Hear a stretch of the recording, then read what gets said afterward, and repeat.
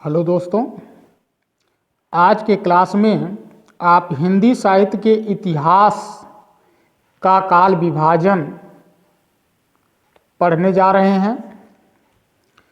हिंदी साहित्य के इतिहास को 4 भाग में बांटा गया, जिसमें पहला भाग आपका आदिकाल, जिसको वीरगाथा काल कहा गया। यह सन 769 ईस्वी से 1343 ईस्वी तक माना जाता है। दूसरा काल आपका है पूर्व मध्यकाल। पूर्व मध्यकाल को भक्ति काल के नाम से जाना जाता है, जिसे सन 1343 से लेकर के 1643 ईस्वी तक माना जाता है। तीसरा काल के रूप में आपका उत्तर मध्यकाल।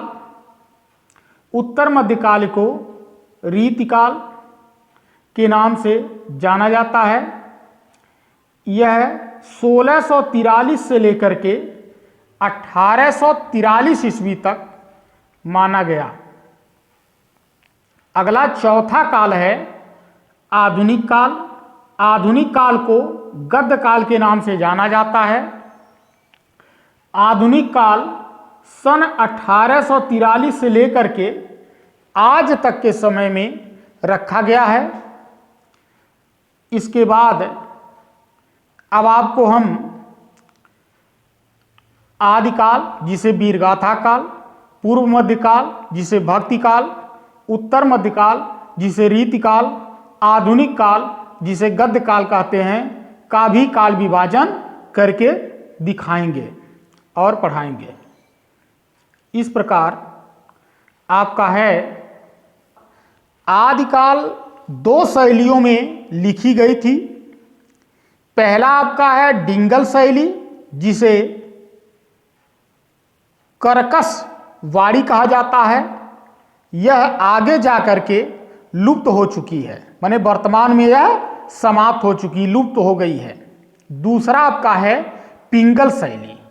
पिंगल शैली जिसे कर्णप्रिय शैली कहते हैं, जो कानों को प्रिय लगता है उसे कर्णप्रिय शैली कहते हैं। यह ब्रज भाषा के रूप में रूपांतरित करके लिखी गई, अर्थात जो कानों को प्रिय था आदिकालीन ग्रंथ, उसे इसके अंतर्गत रखा गया। आदिकाल को हम 5 रूप में लिखा गया है। आदिकाल को 5 रूप में लिखा गया था, जिसमें पहला आपका सिद्ध साहित्य है, दूसरा जैन साहित्य है, और तीसरा है नाथ साहित्य, चौथा लौकिक साहित्य, पांचवा है रासो साहित्य। सिद्ध साहित्य के प्रमुख कवि अगर देखा जा तो सराहपा हैं, और सराहपा को हिंदी का प्रथम कवि भी कहा जाता है। सराहपा की रचना है दोहा कोश, और इस काल के अंतर्गत सभी बौद्धिक साहित्य आयोजन को रखा गया। इस काल के अंतर्गत सभी बौद्धिक साहित्य को रखा जाता है। इसके बाद आपके आते हैं जैन साहित्य। जैन साहित्य के मुख्य देवसन हैं। देवसन की रचना है श्रौकाचार्य। इस काल के अंतर्गत सभी जैन धर्म के जितने भी साहित्य हैं उन सबको इसमें समाहित किया गया है। इसके बाद है नाथ साहित्य। नाथ साहित्य जो है ये गोरखनाथ पीठ से ही प्रारंभ होती है, इसलिए इसके प्रमुख कवि के रूप में गोरखनाथ को रखा है। और गोरखनाथ जो हैं, गोरखनाथ की रचना है गुरु महिमा, क्योंकि गुरु गोरखनाथ के गुरु कौन थे? मुछंदर नाथ थे। और इसमें नाथ संप्रदाय की जितनी भी रचनाएं आती हैं इसके अंतर्गत समाहित की गई हैं। इसके बाद आपका आता है लौकिक साहित्य। लौकिक साहित्य के प्रमुख अगर कवि के रूप में देखा जाए अब्दुल रहमान हैं, जिनकी रचना संदेश रासक है। इसके अंतर्गत मध्यकाल के पहले का साहित्य जितना भी है सब इसमें समाहित किया गया है। इसके बाद आपका आता है रासो साहित्य। रासो साहित्य के प्रमुख कवि अगर देखा जाए तो चंद्र बरदाई हैं, जिनकी रचना पृथ्वीराज रासो है। इसके बाद कि आदिकाल उच्चारण किया तो सर्वप्रथम हम आचार्य रामचंद्र शुक्ल के आधार पे आपको पढ़ा रहे हैं, इसलिए आचार्य रामचंद्र शुक्ल के आधार पर आदिकाल को वीर गाथा काल के नाम से आचार्य शुक्ल ने संबोधित किया है। दूसरा काल आपका आदिकाल जो है वह हजारी प्रसाद द्विवेदी के अनुसार है। तीसरे विद्वान के रूप में अगर देखा जाए तो डॉक्टर राम कुमार वर्मा हैं, जिन्होंने आदिकाल को क्या कहा, चारण काल कहा है। इसके बाद चौथे विद्वान के रूप में गणपति चंद्र गुप्त हैं, जिन्होंने आदिकाल को प्रारंभिक काल के नाम से जाना है।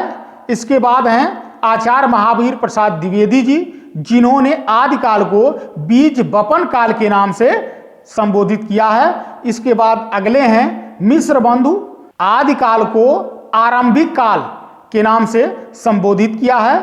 इसके बाद अगले हैं राहुल सांस्कृत्यायन और सामंत युग के नाम से संबोधित किया। अब आपका आता है दूसरा काल पूर्व मध्यकाल। पूर्व मध्यकाल को हम दो भागों में बांटते हैं। पहला आपका है निर्गुण भक्ति धारा और दूसरा है सगुण भक्ति धारा।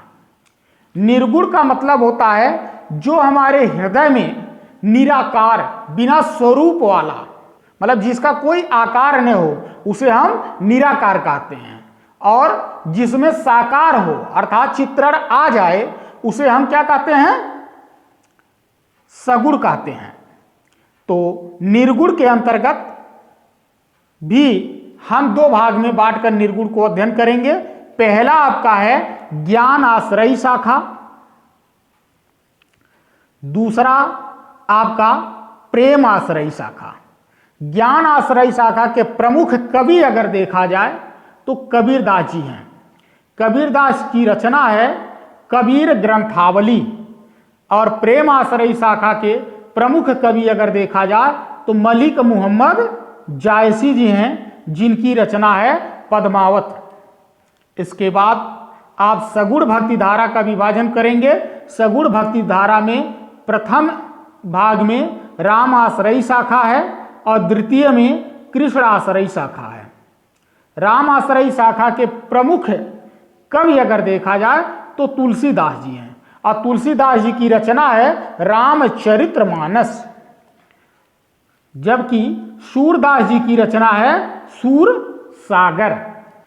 अब आपका पूर्व मध्य काल, जिसे भक्ति काल कहा गया, दूसरा काल, इस काल का भी नामकरण कुछ विद्वानों ने किया है। जैसे आचार्य रामचंद्र शुक्ल के अनुसार भक्ति काल कहा गया और डॉक्टर ग्रियर्सन के अनुसार स्वर्ण काल, मिश्र बंधु के अनुसार माध्यमिक काल और आचार्य हजारी प्रसाद द्विवेदी के अनुसार पूर्व मध्यकाल, श्याम सुंदर दास जी के अनुसार स्वर्ण काल और इसके बाद डॉक्टर राम कुमार वर्मा के अनुसार भक्तिकालीन अनुक्रमणिका काल। इसके बाद हैं राहुल सांस्कृत्यायन, इनके अनुसार है सूफी काव्य धारा, भी इसका नाम रखा गया है। इसके बाद तीसरा काल आपका आता है उत्तर मध्यकाल। उत्तर मध्यकाल को रीतकाल कहते हैं और यह 1643 से लेकर के 1843 तक जाना जाता है। उत्तर मध्यकाल को भी हम तीन भाग में बांटते हैं। पहला आपका है रीतिबद्ध काव्य, दूसरा है रीति मुक्त काव्य, तीसरा है रीति सिद्ध काव्य। रीति बद्ध काव्य के अगर कवि देखा जाए तो प्रमुख कवि केशवदास जी हैं। केशवदास की रचना है रामचंद्रिका। और रीति मुक्त काव्य जो दूसरा भाग हमने बांटा, उसके प्रमुख कवि हैं घनानंद, और घनानंद जी की रचना है वज्र विलास। अगला तीसरा काल जो है रीति सिद्ध काल है, जिसके प्रमुख कवि जो हैं बिहारी लाल, और जिनकी रचना है बिहारी सतसई। आपका उत्तर मध्यकाल के काल को भी विभिन्न विद्वानों ने विभिन्न नामों से संबोधित किया है।